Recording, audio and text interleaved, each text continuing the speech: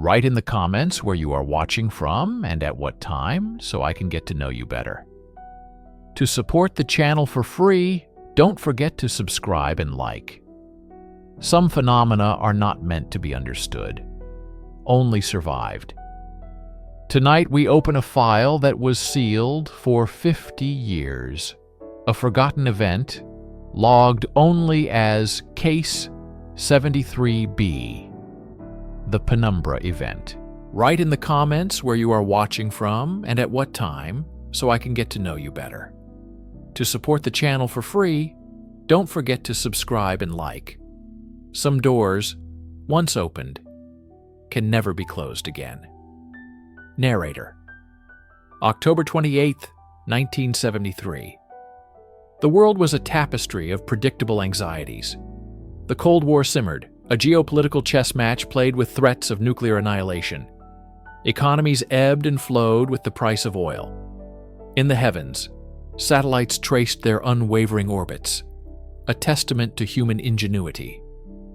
We had built a fortress of prediction, a global network of sensors, seismic stations, radio telescopes, and early warning systems designed to see the future before it arrived.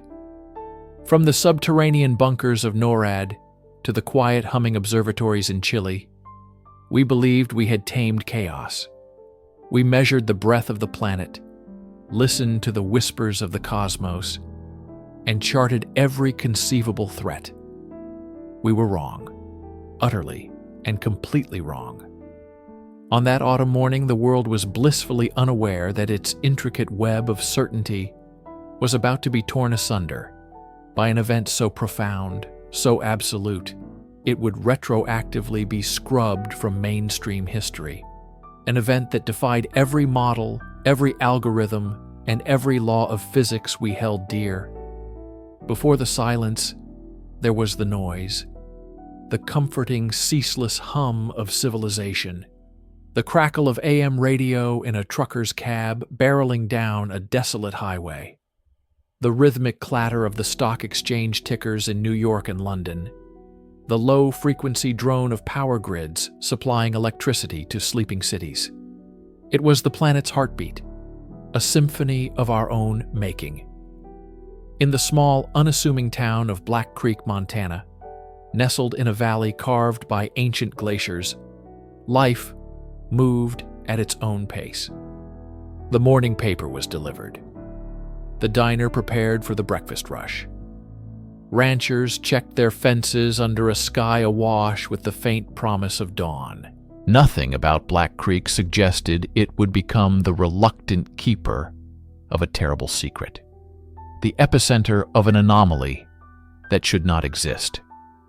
The scientific community was confident. They could predict solar flares days in advance, track hurricanes with growing accuracy, and pinpoint the epicenter of an earthquake seconds after it occurred. They had mapped the unseen forces of the universe, from gravity waves to cosmic background radiation. There was no room in their equations for the impossible, no variable for a complete and total system failure that wasn't a failure at all, but a fundamental change in the rules of reality itself. This is the story of that change. The story of the day our knowledge became our ignorance. The story of the event that defied all predictions. It begins not with a bang, but with a stillness that crept across the globe in the final moments before dawn. Narrator. At 0439 Coordinated Universal Time, every single early warning system on Earth fell silent. Not one after another in a cascading failure, but simultaneously, instantly. Imagine a global orchestra, every instrument playing its part, suddenly and inexplicably ceasing to exist in the same millisecond. This wasn't a power outage. Backup generators, designed to withstand nuclear blasts, never even registered a flicker. This wasn't a signal jam. The silence wasn't an absence of signal. It was the presence of an absolute, mathematically perfect null. Deep inside a Cheyenne Mountain listening post, A young Air Force lieutenant named Miller was the first to witness the impossible. The wall of screens before him, which normally displayed a chaotic dance of satellite telemetry, radio chatter, and seismic data, went blank. Not black, not no signal, but a uniform, deep gray. The audio feeds, usually a cacophony of static and encrypted transmissions, emitted nothing. Not silence, but a void so profound it felt like a physical pressure in the room. The system alarms didn't blare. How could they? The very logic they were built on had ceased to function. The event was designated Anomaly 73B. The B was significant, implying an A had preceded it, a detail lost to classified archives. For 7 minutes and 13 seconds, the planet was electronically deaf and blind. Satellites continued their orbits, but they transmitted nothing. Submarine sonar returned no pings. Radio telescopes aimed at distant pulsars received only the same perfect null. It was as if the fundamental laws governing electromagnetic propagation had been temporarily suspended. In those 7 minutes, panic gripped the hidden nerve centers of global power. Was this a new form of electronic warfare? A Soviet first strike of unimaginable sophistication? The hotlines between Washington and Moscow remained dead. The fail-safe systems, the multiple redundancies, all were useless. They were trying to send a signal through a medium that no longer seemed to exist. The true terror of Anomaly 73B wasn't in what happened, but in what the data showed when the world came back online. The clocks on atomic clocks were desynchronized by microseconds, a trivial amount that was nonetheless physically impossible without a relativistic event. Core data from geological surveys and deep space probes was missing, not corrupted, but gone, as if the 7 minutes and 13 seconds had been surgically excised from the timeline. The world's most sensitive magnetometers, designed to detect the faint magnetic fields of the Earth's core, recorded a single, inexplicable spike just before the silence, a signature that matched no known natural or man-made phenomenon. It was a signal without a source, an effect without a cause.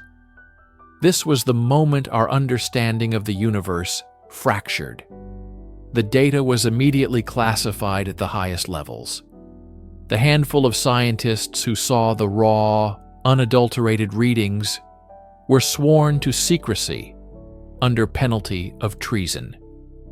They had witnessed a ghost in the machine of reality, an event that didn't just defy prediction, but defied explanation itself. Narrator, at 11 p.m. Eastern Standard Time, 7 hours after Anomaly. 73B, the world was given its story. A hastily assembled press conference was held. The official explanation was technical, reassuring, and deliberately mundane. A senior government spokesman, a man with a face made for calming nervous markets, stepped to the podium. He spoke of an unprecedented cascading systems failure, triggered by a unique combination of a severe solar flare and a previously unknown atmospheric lensing effect.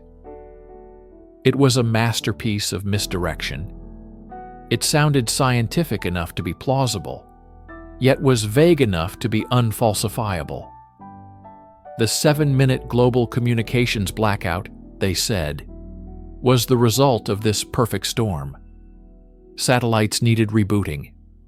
Undersea cables had experienced phantom power surges. It was a once-in-a-century technological glitch. The story was disseminated across every news wire. It was clean, simple, and it had the comforting benefit of being a problem that could be fixed. Engineers were the heroes, nature was the culprit, and everyone could go back to their lives. Behind the scenes, a different story was being written, in black ink. Project Mimir was born, a clandestine joint agency task force whose sole purpose was to understand what truly happened and ensure the official narrative held. The first directive of Project Mimir was information control. The raw data from NORAD, NASA, and the Global Seismographic Network was buried in archives so deep they were accessible only by a handful of individuals. Any scientist or operator who had witnessed the perfect null was debriefed, sworn to secrecy, and reassigned to unrelated projects. Their careers were quietly managed, their communications monitored. The official report on Anomaly 73B is a study in calculated omission. Leaked pages, heavily redacted, speak of non-terrestrial interference and a causal phenomena, but the public-facing documents reference only signal degradation and instrument error. The narrative was carefully crafted. It was a failure of our technology, not a failure of our reality. But the cracks in the official story began to show almost immediately. Airline pilots who were airborne during the event filed confidential reports of their navigational equipment spinning wildly, not just failing. They spoke of a strange, silent aurora, a shimmering green and violet light that filled the sky at an altitude far too low to be natural. The military, quietly and permanently, sealed off a 500-square-mile area of Montana, centered directly on the town of Black Creek. The official reason was the discovery of unexploded ordnance from a World War II training exercise.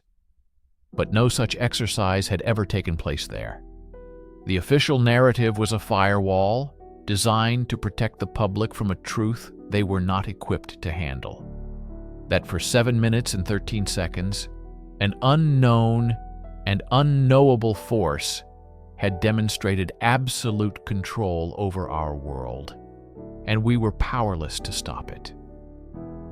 The lie was more comforting than the truth. Narrator. While the world's governments were busy constructing a narrative of solar flares and technical glitches, the 214 residents of Black Creek, Montana, knew something else had happened. They were inside the quarantine zone, cut off from the outside world. Their story was never told. It became the stuff of whispers, of local legend passed down through generations, a ghost story haunting the isolated valleys. The official reports stated that the 500-square-mile zone was evacuated. This was a lie. The residents of Black Creek were not moved. They were contained.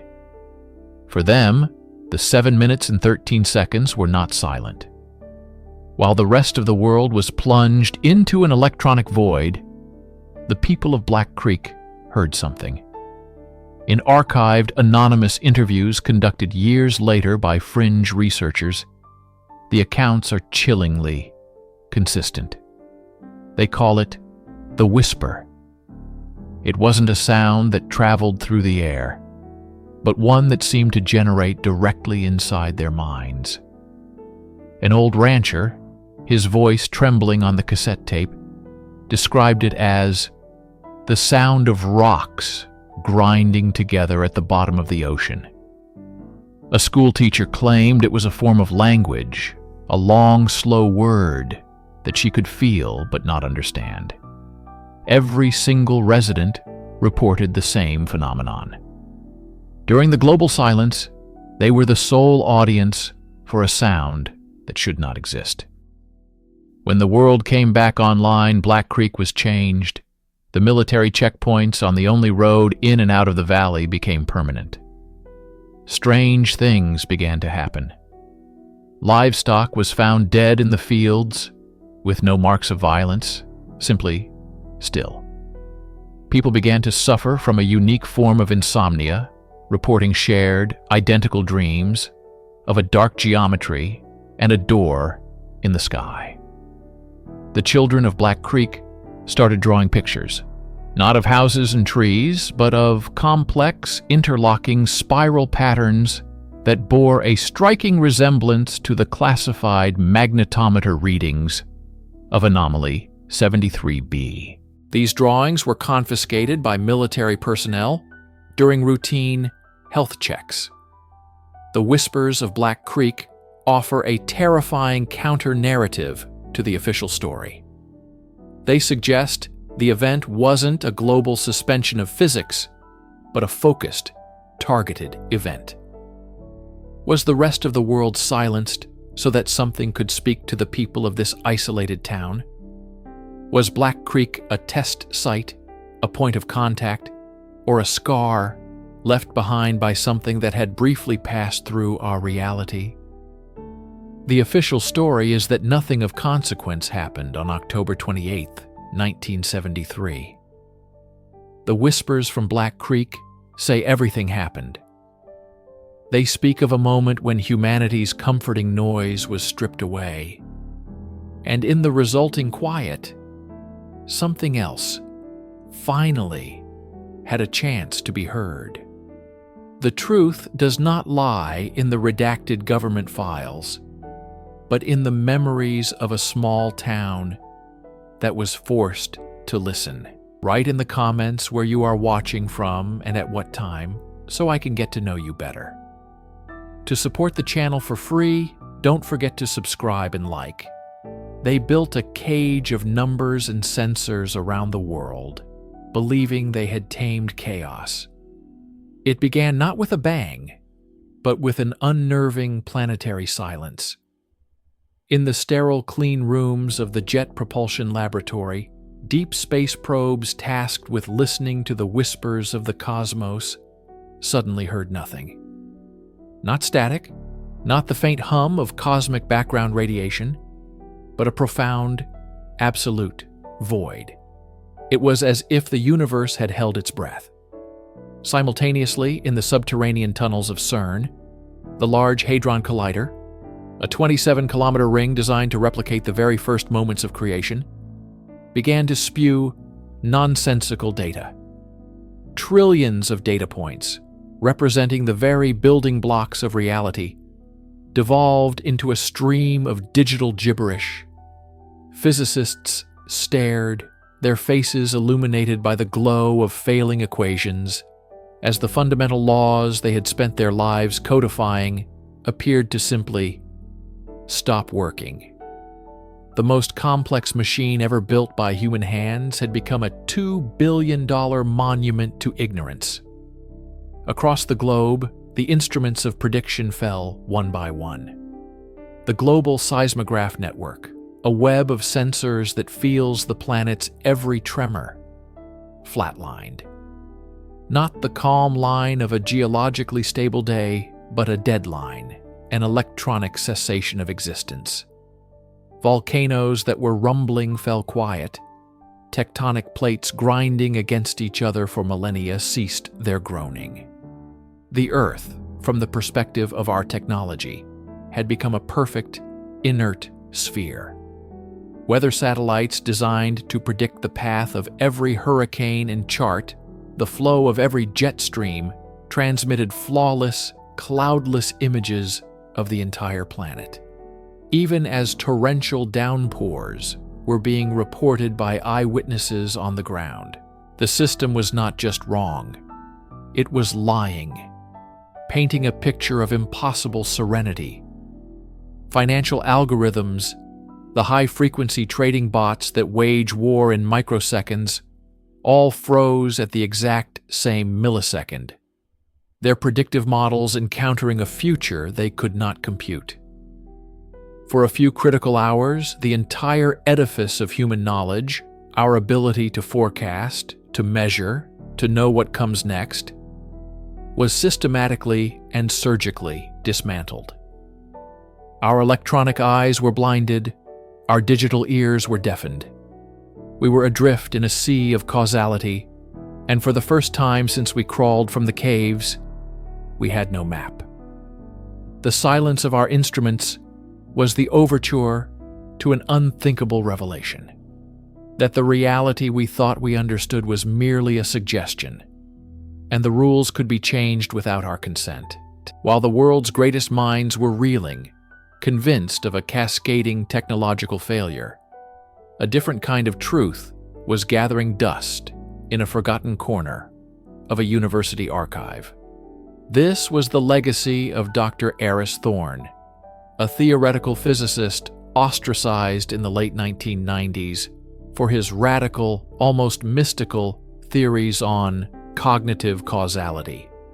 His peers called him a charlatan, a man who had strayed from the rigors of mathematics into the wilderness of metaphysics. He died in obscurity, his life's work dismissed as the ravings of a brilliant mind undone.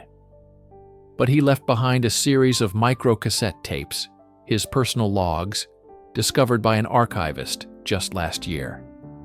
What they contain is not a prophecy of when the event would occur, but a terrifyingly accurate blueprint of its nature.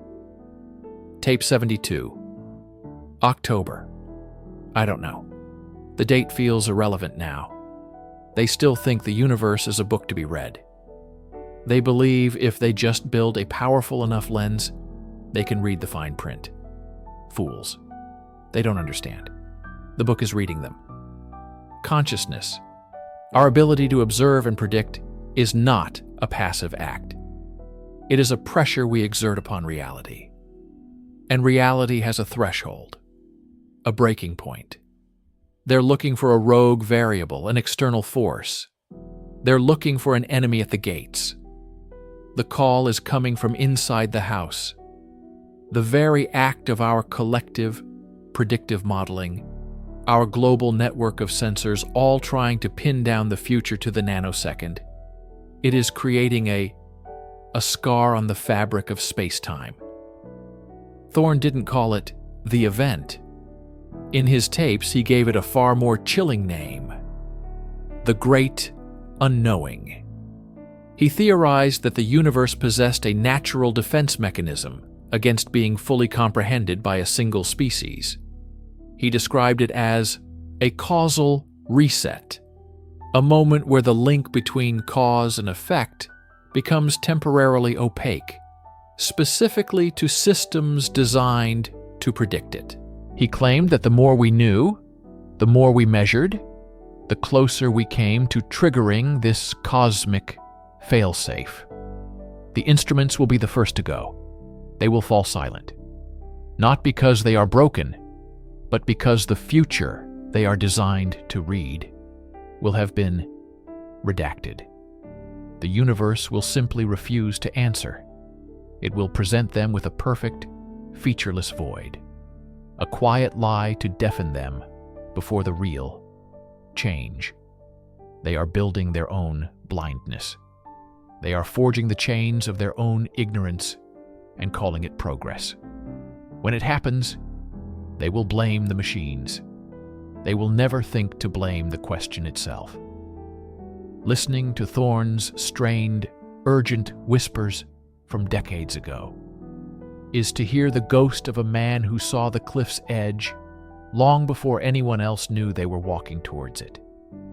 He wasn't predicting an apocalypse. He was predicting the drawing of a curtain, a moment when the cosmos would simply turn its back, leaving us alone in the terrifying silence of our own, suddenly useless knowledge. In the chaotic aftermath of the event, as the world's scientific institutions struggled to explain the inexplicable, a far more secretive effort was underway. Behind the closed doors of secure military bunkers and intelligence agency headquarters, a silent panic had set in. If prediction was impossible, then control was an illusion. This fear gave birth to one of the most clandestine multinational task forces in history, known in the few declassified documents that mention it only by its codename, Project Chimera. For years, its existence was a rumor, a whisper in the dark corners of the internet. But a series of persistent Freedom of Information Act requests, filed over the course of a decade, have slowly forced fragments of the truth into the light. The files that have been released are a masterclass in obfuscation. They are less a source of answers and more a monument to the questions they refuse to acknowledge. Page after page consists of pristine white paper, marred by thick black bars of the censor's pen. Entire sections, sometimes dozens of pages long, are replaced with a single stark sheet stating, "Exempted under National Security Directive 7 Alpha." What little text remains is a chilling lexicon of euphemisms. The event is never referred to directly. Instead, they use sterile, detached phrases like the synchronic anomaly, the causality inversion, or most frequently, the cognitive blind spot. One heavily redacted memo from a 5-star general reads, "All predictive modeling related to is to be considered a cognitive hazard. Personnel exhibiting undue curiosity are to be reassigned for immediate psychological evaluation." This single sentence implies a terrifying reality that merely attempting to understand the event could be dangerous. That knowledge itself was now considered a contagion. Another document, a partial transcript from a high-level briefing, is even more disturbing. A scientist, whose name is redacted, is quoted as saying, "We are proceeding from the assumption that the failure of our instruments was not a passive system crash. We must consider the possibility that the silence was intentional, a deliberately curated absence of information. The question is not what broke our sensors, but what was so important to hide that it required a planetary-scale blackout." The rest of his testimony is completely blacked out. What did he believe was being hidden? An entity? A message? A fundamental truth about the nature of our reality that world governments decided we were not ready to know? The redactions themselves tell a story. They are not random. They consistently obscure any mention of specific locations, any data signatures, and most tellingly, any discussion of non-terrestrial or extra-systemic origins. The black ink doesn't just hide facts, it carves a silhouette. And the shape it outlines is one of profound, existential dread. They are not hiding what they don't know. They are hiding what they found. While our eyes in the sky were blinded and our most advanced computers were struck dumb, one set of instruments recorded a ghost. The Global Seismographic Network, designed to listen to the heartbeat of the Earth, captured a single baffling artifact from the heart of the silence. It is the only known piece of physical data recorded during the temporal window of the event, and it defies every known model of geophysics. It has been called simply the signature. It was not an earthquake. It lacked the distinct P waves and S waves that characterize tectonic shifts. It was not a meteor impact, which would have produced a chaotic, explosive acoustic profile.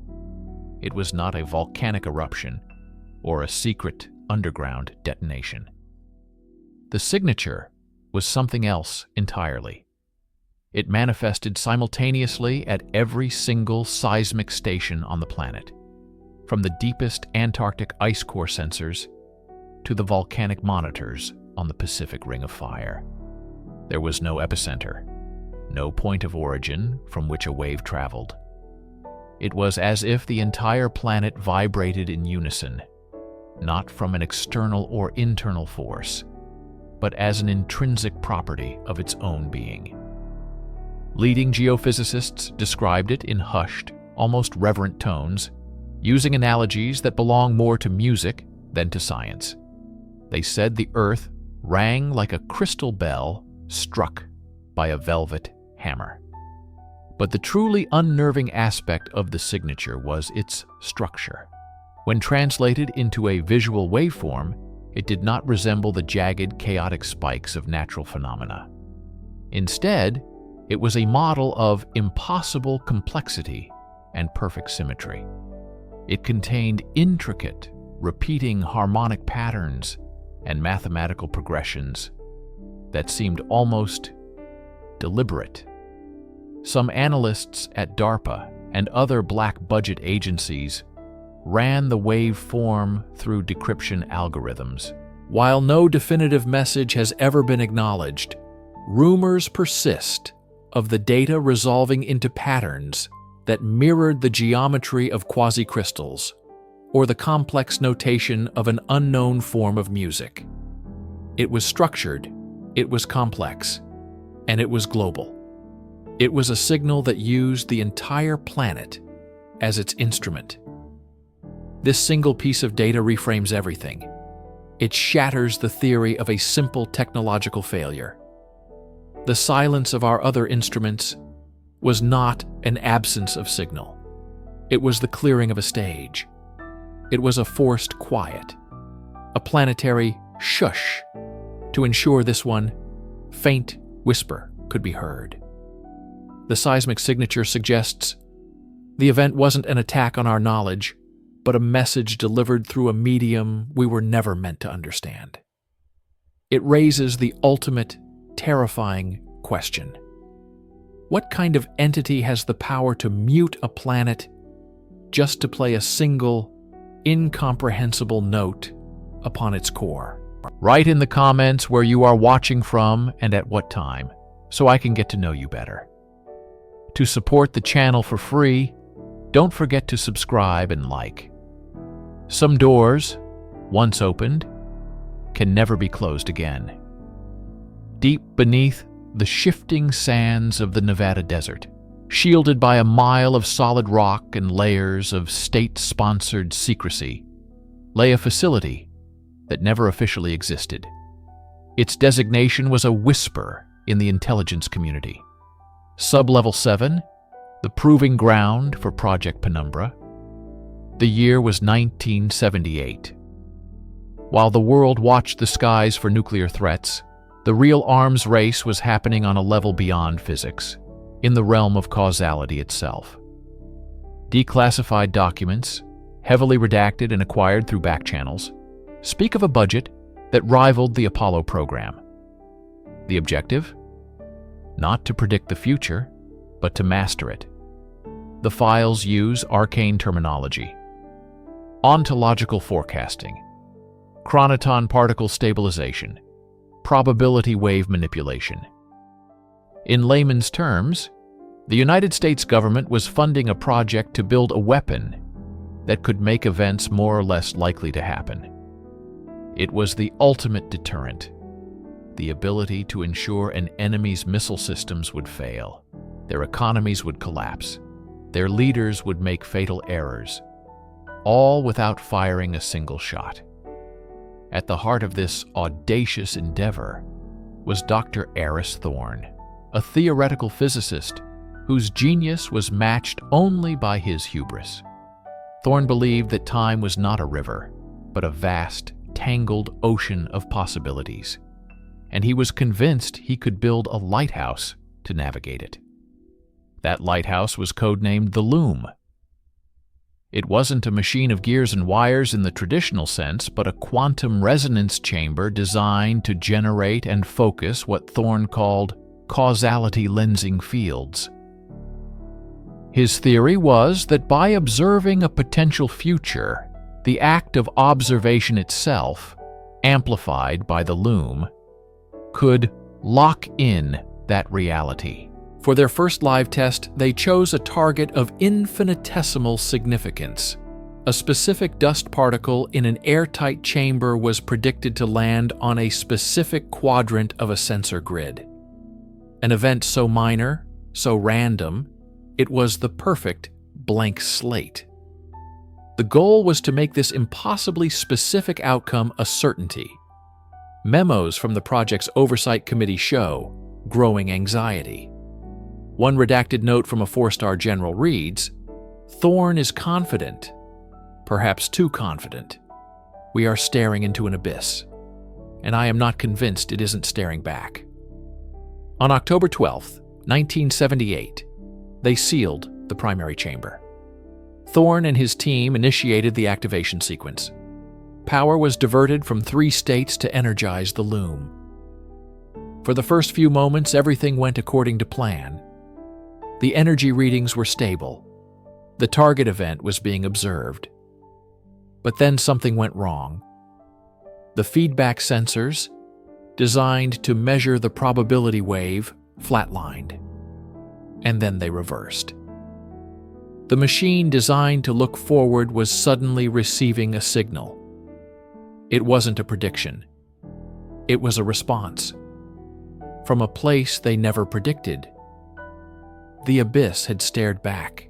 The date October 12, 1978 is marked in the internal logs of the Defense Advanced Research Projects Agency with a single classified designation, Event Horizon. At 03:14 Pacific Time, every sensor, every communication line, every single data link from Sub-Level 7 went silent. Not a burst of static, not a final scream, but an absolute and total cessation of information, as if the facility and everyone in it had been surgically removed from reality.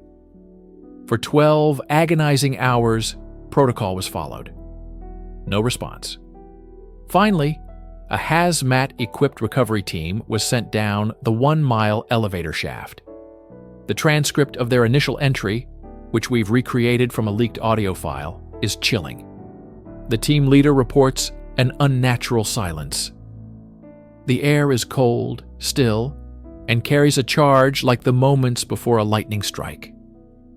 As they swept through the living quarters and secondary labs, an unnerving tableau emerged. There were no signs of violence, no evidence of a fire or chemical leak. There were simply absences. A chessboard had a game half played. A coffee mug was still warm on a desk next to a pen that had been mid-signature.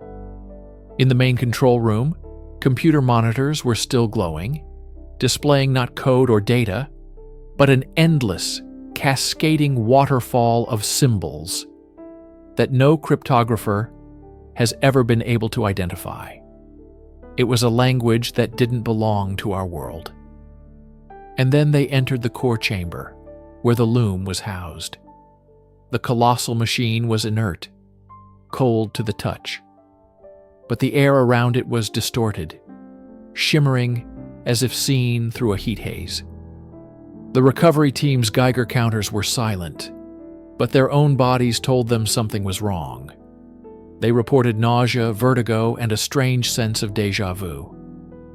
But the most terrifying discovery was the complete and total lack of personnel. Dr. Aris Thorne and his entire team of 17 scientists and technicians were gone, vanished.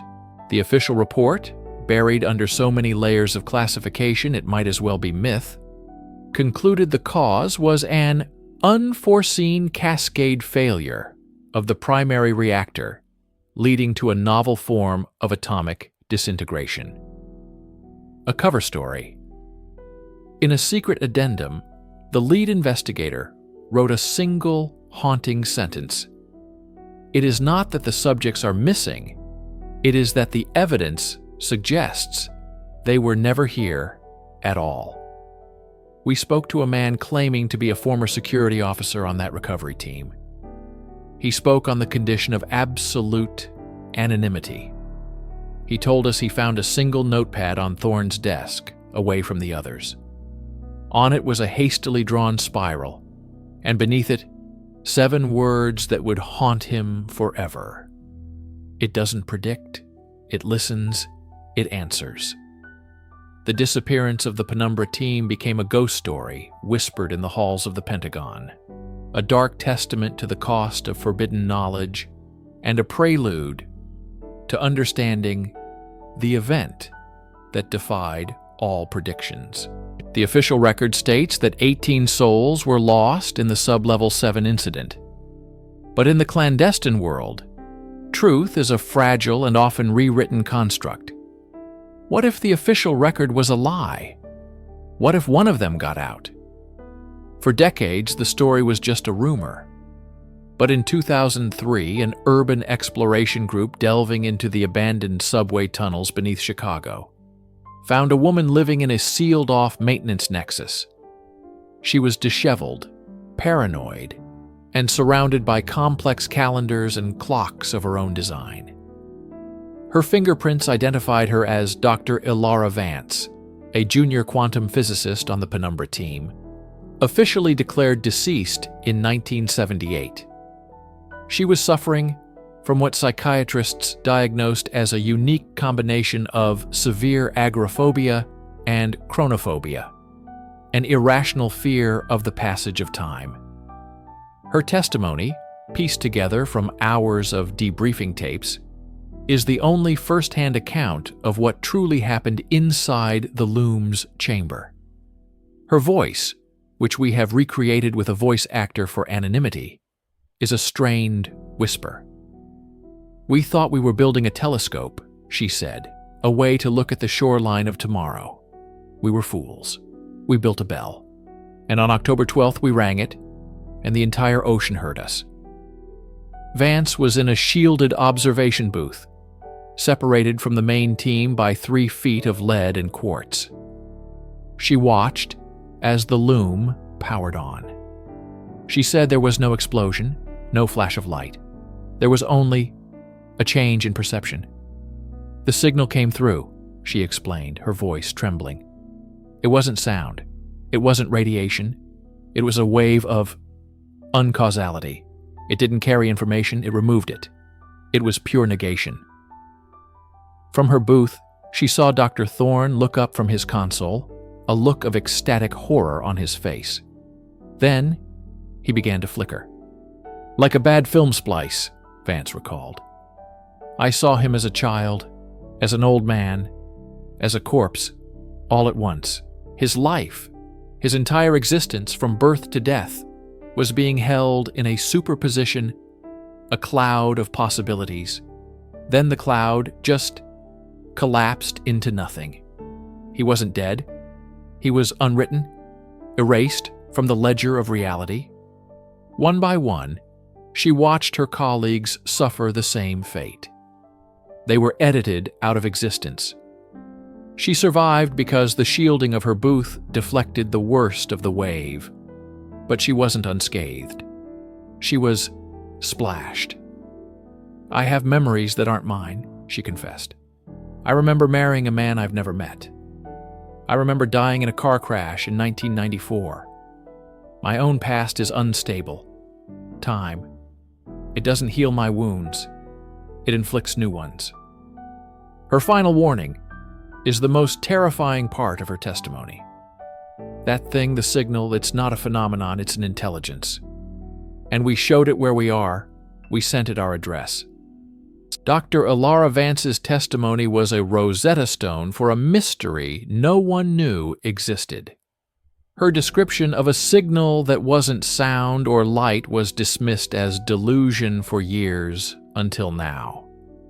The narrative shifts to the present day, to a distributed anonymous collective of astrophysicists and data analysts known only as Echo 4. Using a global network of radio telescopes, they weren't looking for aliens, but for anomalies, subtle inconsistencies in the fabric of the cosmos. They found one. A persistent, low-frequency hum embedded in the cosmic microwave background radiation, the afterglow of the Big Bang. It was weak, almost undetectable, but it was there. And stranger still, its point of origin wasn't a star or galaxy. It appeared to be non-local, emanating from everywhere at once. When they cross-referenced the signal's fluctuations with declassified reports of unexplained phenomena, they found a chilling correlation. Spikes in the signal's amplitude corresponded perfectly with mass animal deaths, bizarre weather patterns, and even moments of collective public hysteria. It was as if this signal was subtly altering the laws of probability on a planetary scale. The team at Echo 4 realized this was the signal Vance had described. They spent 2 years trying to decipher it. Traditional decryption was useless. It wasn't a language of symbols meant to be read, but a language of mathematics meant to be understood. It was a blueprint, described in the language of impossible higher dimensional geometry. When they finally managed to render a 3D model of the core equation, they were horrified. The blueprint was for a device, a resonator far more complex and powerful than Project Penumbra's Loom. And with the blueprint came a message, not in words, but in the pure, cold logic of its function. The message was a warning. The analysts at Echo 4 summarized its terrifying implication. The first activation of the loom was a query, a single ping into the void.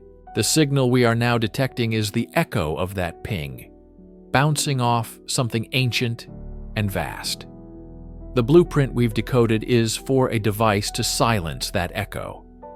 Because if the echo is allowed to return to its source, the source will know our precise location in space and time. The first bell was a query. The second will be a summons. Project Penumbra did not defy prediction. It created a prophecy. In their attempt to control the future, they initiated a sequence of events that guarantees a future none of them could have ever imagined. The team at Echo 4 now faces an impossible choice. Do they attempt to build the device from the alien blueprint, a machine they cannot possibly understand, to silence the echo? Or do they do nothing and wait for the summons? As they deliberate, their screens show the signal's amplitude, which had been stable for decades, beginning to climb, steadily and inexorably. The event that defied all predictions was not the disappearance in 1978. That was just the prologue. Write in the comments where you are watching from and at what time, so I can get to know you better. To support the channel for free, don't forget to subscribe and like. Some doors, once opened, can never be closed again. The official story ended with containment. A perimeter was established, a narrative was constructed, and the world was told to look away. But within the quarantined heart of what is now called the attenuation zone, reality didn't just bend, it broke, and from the fractures, new life began to crawl out. This is the biological aftermath of the event that defied all predictions. Initial reports, buried under layers of classification, spoke of accelerated mutagenesis and non-standard protein folding. These were sterile clinical terms for a process that was anything but. Flora within the zone began exhibiting impossible characteristics. Trees grew in perfect geometric spirals, their bark humming with a low-frequency energy that disrupted electronic equipment. Fungi developed complex bioluminescent patterns that seemed to mimic star charts, not of our sky, but of one entirely alien. Declassified field notes from the first response biological teams are harrowing.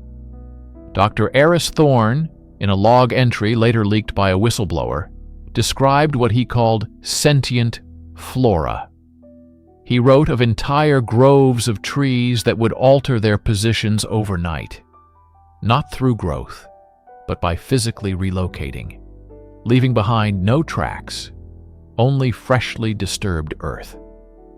He documented plant life that displayed predatory behavior, luring animals with sweet-smelling nectar before ensnaring them in vines that hardened into a metallic, chrysalis-like shell. But the most disturbing findings concerned the fauna. Animals within the zone weren't just mutating, they were reconverging. Different species were found with hybrid anatomies that defied evolutionary biology. We have obtained redacted autopsy reports describing avian creatures with insectoid exoskeletons and mammalian predators with photosynthetic skin. This wasn't simple radiation-induced mutation.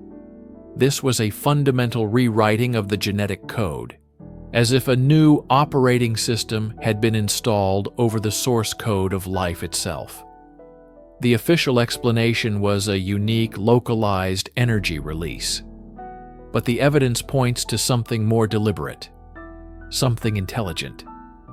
The zone wasn't just a scar on the landscape. It was becoming a crucible, an ecosystem designed by an unknown architect with an unknowable purpose. Every organism seemed to be adapting not for survival in our world, but for a new one that the event had seeded. The most heavily redacted files speak of Level 7 bioforms, entities that bore no resemblance to any known terrestrial life. These were not animals or plants, but something else entirely.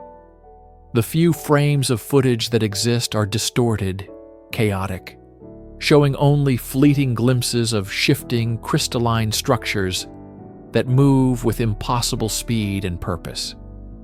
Why was this happening? Was it an accident, a byproduct of the energy release? Or was the zone intentionally transformed into a laboratory, or worse, a garden, for something not of this earth? The deeper we dig into the biological aftermath, the clearer it becomes that containment wasn't about protecting us from what was inside. It was about preventing us from seeing the new world being born from the ashes of the old. Time is supposed to be a constant, a river flowing in one direction. But for those who experienced the event, the river shattered into a million contradictory streams. The most unsettling aspect of the phenomenon isn't just what happened, but when it happened. Officially, the event occurred at 0347 Coordinated Universal Time. The seismic data, the satellite blackouts, the energy spikes, they all point to that precise moment. But eyewitness accounts, collected and immediately classified under National Security Directive 77, tell a different story. We have accessed fragments of these suppressed testimonies. A farmer living 10 miles from Ground Zero swore. The event happened at dusk the day before, describing the sky folding in on itself as the sun set. A pilot whose plane was diverted minutes before the official time reported his instruments going haywire and seeing a ripple in the sky at 02:15 UTC, more than an hour early. In the nearby town of Havenwood, every single clock, digital and analog, stopped at a different time, spanning a 24-hour period. This wasn't a simple electromagnetic pulse. This was a temporal schism. Inside the files of the now disbanded Temporal Integrity Commission, a black-budget project we've only recently uncovered, the phenomenon is referred to as chronoclastic resonance. Their internal models suggested the event did not occur at a single point in time, but rather echoed forwards and backwards, imprinting itself on the timeline in multiple places. It was, in their words, an event that was simultaneously a memory and a prophecy. Surveillance footage from the perimeter of the attenuation zone supports this terrifying theory. We found a server log from a monitoring station, time-stamped 1 week after the event. The log shows a security camera feed from inside the zone, recorded before the event took place. On the feed, you can see the empty, pristine landscape. But if you enhance the footage, you can see faint, ghost-like images of the destruction that was to come, flickering in and out of existence like a premonition burned onto the film. This temporal chaos had a profound psychological effect on survivors. Many suffered from what doctors benignly called temporal disassociation disorder, a condition where they held multiple conflicting memories of the same day. Some remembered evacuating under a clear blue sky. Others remembered a torrential downpour. These aren't just tricks of memory. They are symptoms of a reality that has become unstable. The Commission's final, heavily redacted report poses a chilling question. Did the event break our timeline, or did it reveal that time was never as linear as we believed? They theorized that we are now living in a suture reality, a timeline that has been violently stitched back together. But the seams are weak. The conflicting memories, the impossible timings, they are the frayed threads of a tapestry that is slowly, silently coming undone. In the shadow of every unexplained event, you will often find one constant: profit. While governments scrambled to contain the narrative of the event, a powerful and secretive entity was positioning itself to capitalize on the chaos. This is the story of the Ethelred Dynamics Corporation. Publicly, Ethelred is a high-tech logistics and materials science company. They build satellites, develop advanced polymers, and consult on infrastructure projects. But their classified project history, which we've pieced together from leaked invoices and anonymous sources deep within the military-industrial complex, paints a very different picture. Months before the event, Ethelred Dynamics acquired vast tracts of land surrounding what would become Ground Zero.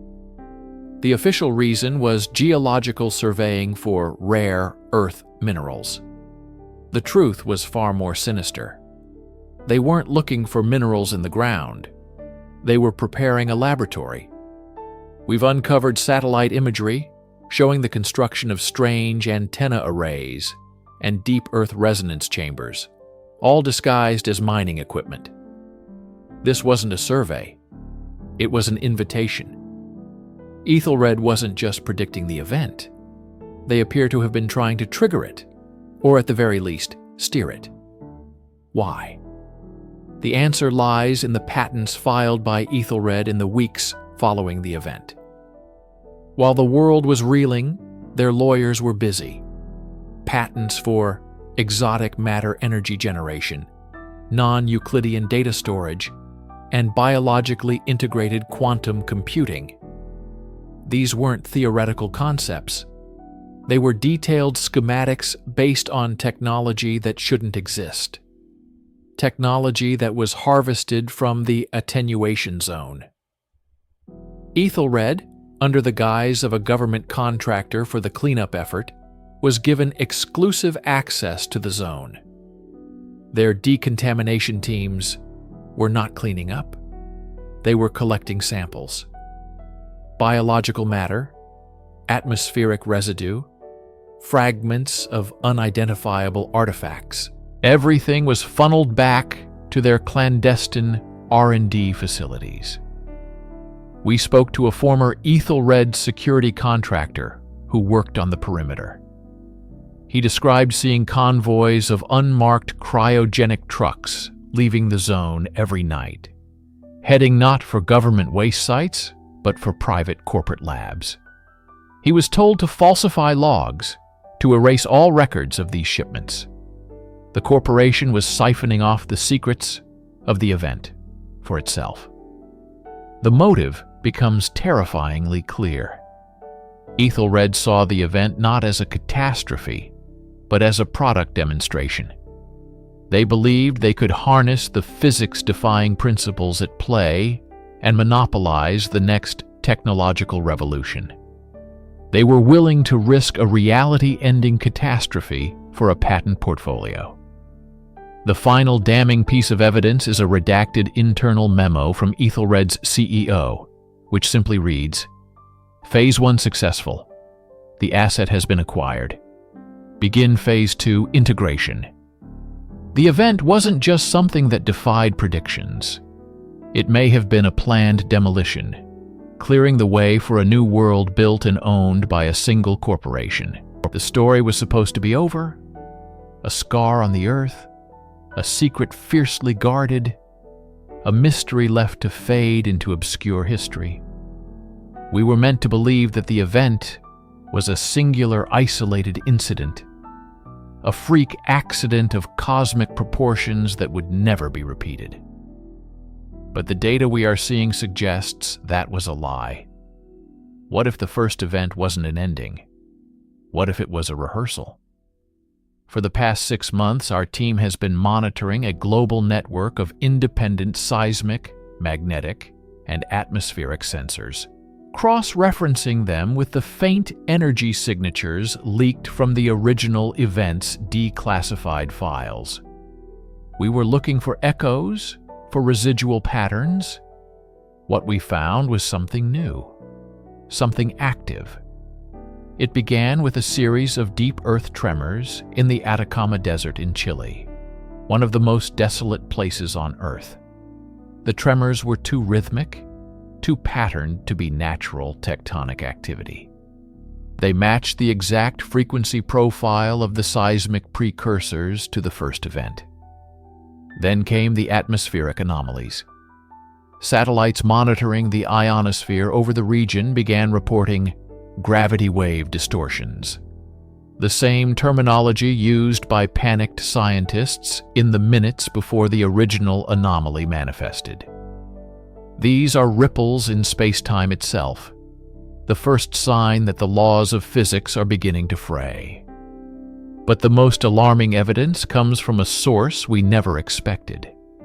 A network of amateur astronomers, part of a SETI-like project, recorded a burst of radio signals originating from the L2 Lagrange point, a gravitationally stable point in space behind the Moon. The signal was not alien communication in the way we imagine. It was a complex data packet that, when decoded, revealed a set of coordinates. Those coordinates point directly to the epicenter of the seismic activity in the Atacama Desert. The signal also contained a timestamp, a date just weeks from now. It feels like a countdown, an announcement. Official channels are silent. There are no government warnings, no public statements. But we know they are aware. Flight tracking data shows a dramatic increase in unmarked military and corporate aircraft, many registered to shell companies owned by Ethelred Dynamics, flying into and out of private airfields near the target coordinates. They are not evacuating. They are converging. They are setting up equipment. They are not preparing to stop it. They are preparing to receive it. All the signs are there. The patterns are repeating. The first event defied all predictions because no one knew what to look for. Now we do. And everything we see points to an imminent second anomaly. Is this an invasion? A terraforming process? Or something far beyond our comprehension? The first event changed a localized zone. What happens when the next one is not a test, but the full-scale performance? The clock is ticking, and this time, the entire world is the stage. Write in the comments where you are watching from and at what time, so I can get to know you better. To support the channel for free, don't forget to subscribe and like.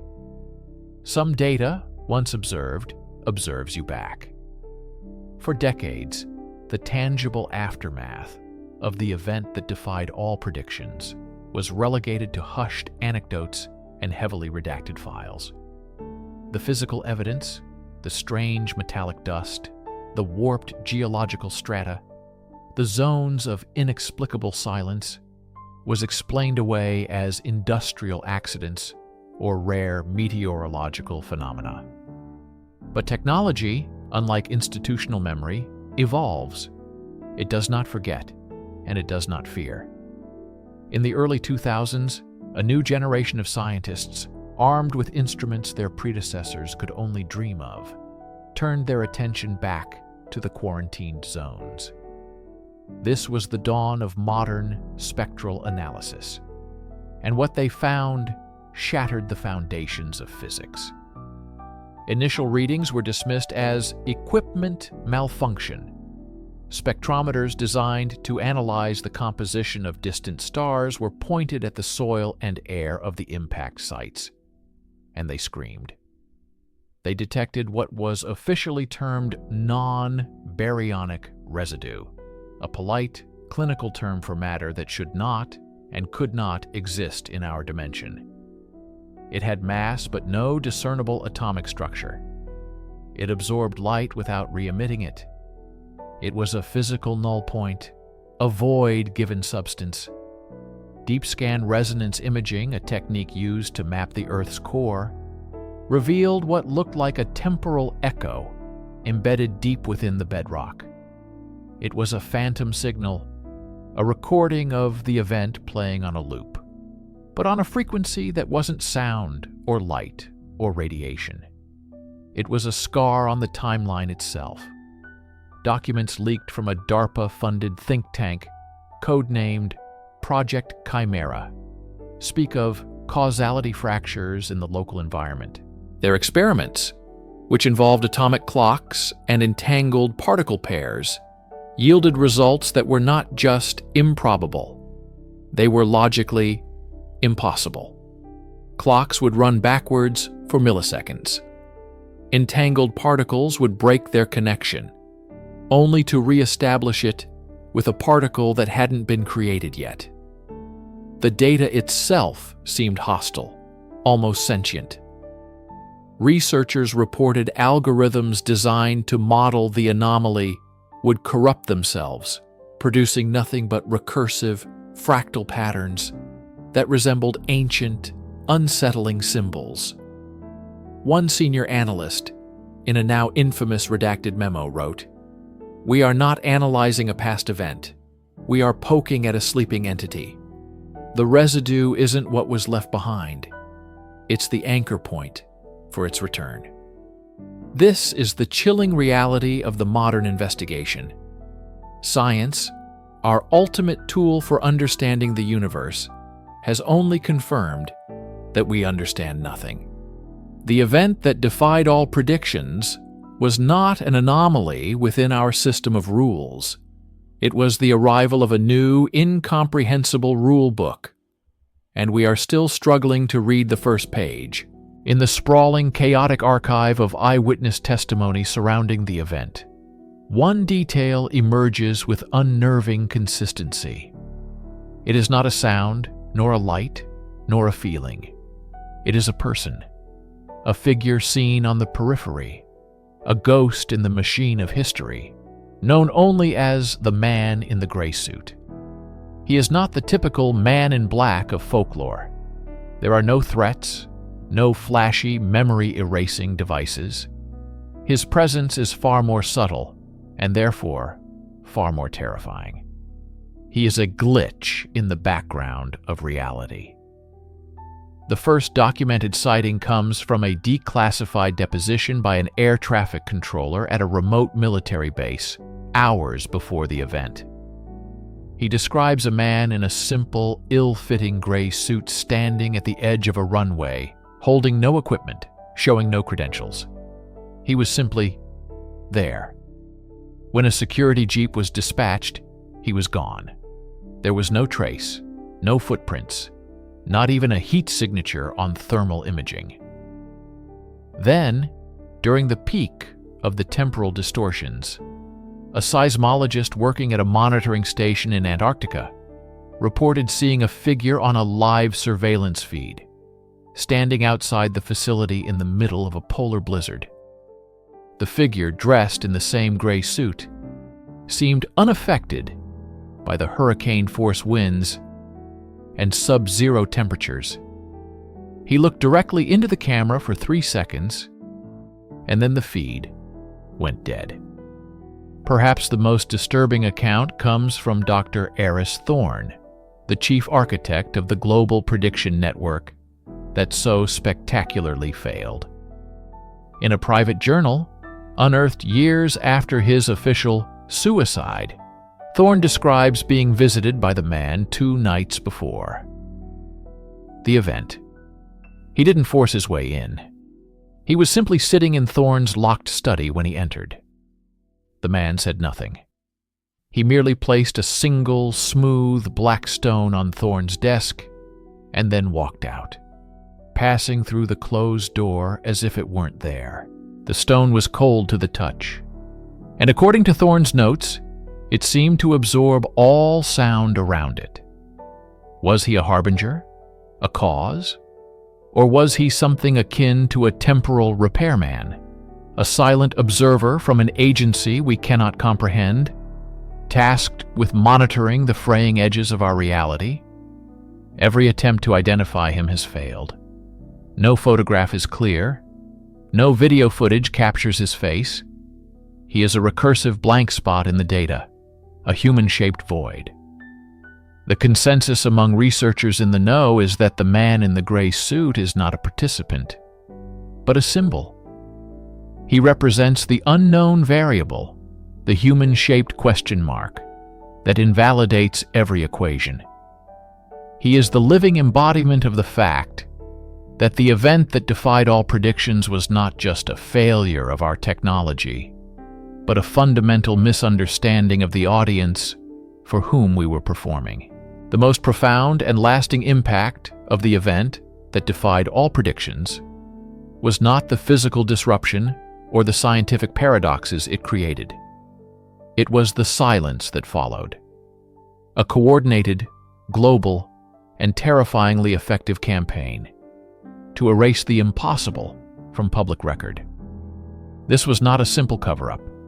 It was a psychological warfare operation waged against the entire human population. Immediately following the event, a wave of official explanations washed over the media. Solar flares, unprecedented seismic activity, a cascade of computer glitches.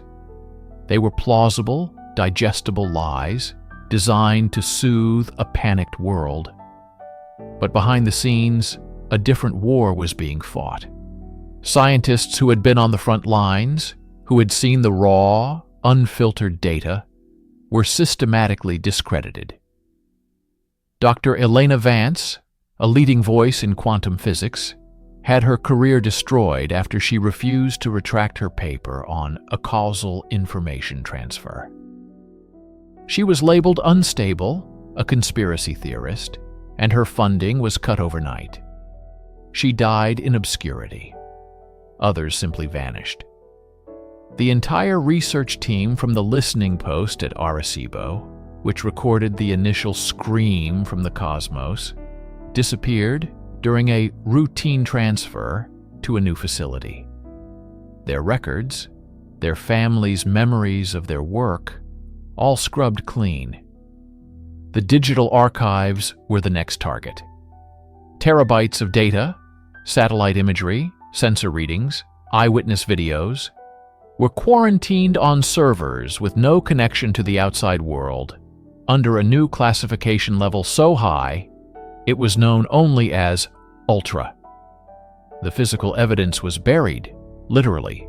Entire zones were cordoned off, declared toxic waste sites, or unexploded ordnance ranges, and encased in tons of concrete under the guise of public safety. This legacy of silence has created a form of cultural schizophrenia. On one hand, society functions as if nothing happened. We trust our clocks, our compasses, our laws of physics. But underneath there is a deep, collective trauma.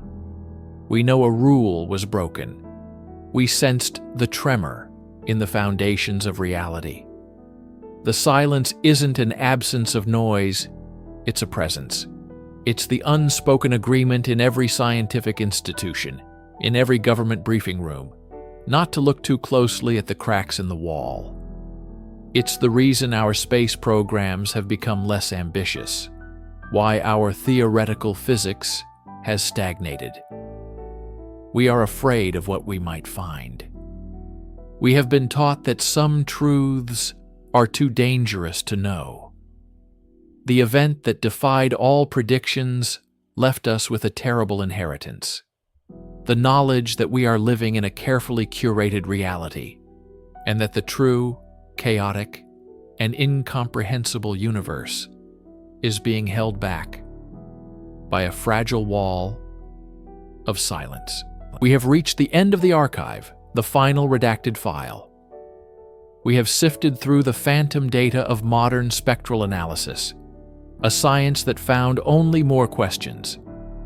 We have walked in the spectral footprints of the man in the gray suit, a figure who is less a person and more a living paradox. We have felt the oppressive weight of the global legacy of silence, an institutional conspiracy to protect us from a truth we are not equipped to handle. And now, we are left here, in the dark, with the single, monumental, unanswered question. What was it? What truly was the event that defied all predictions? Was it an attack? A message from a civilization so advanced that their method of communication is to temporarily rewrite the laws of physics? If so, what were they trying to say? Was it a warning? A greeting? Or was it merely the cosmic equivalent of a slammed door, a sound we were never meant to hear? Or perhaps it was an experiment. Not theirs, but ours. A catastrophic miscalculation from a secret project hidden so deep that its very existence is the world's greatest secret. Did humanity, in its hubris, knock on a door it shouldn't have, inviting something from the other side to peer in? The theories spiral into ever more unsettling territory. Could it have been a natural phenomenon? Not of our nature, but of a higher, dimensional nature. A reality quake as the fabric of space-time settled, reminding us that we exist on a fragile membrane, adrift in a sea of possibilities we cannot perceive. Or was it the most terrifying possibility of all? That the event was not an anomaly, but a correction. A moment when the true, fluid, and chaotic nature of reality reasserted itself, and what we call the laws of physics are merely a temporary, local agreement that can be revoked at any time without notice. This is the ultimate horror of the event. It's not what happened, but what it implies. That control is an illusion. Predictability is a comforting lie. Our entire civilization, our science, our philosophy, is built on the assumption of a stable, knowable universe. The event proved that the universe is not stable, and it may not be knowable. It left a crack in the world, and through that crack, we can feel a cold wind blowing from an unimaginable outside. The question of what happened remains unanswered, and perhaps the most chilling fact of all is that we may be better off not knowing. The only thing we know for sure is that the silence is listening and the predictions are no longer to be trusted. The archive is now closed. The question is yours to carry.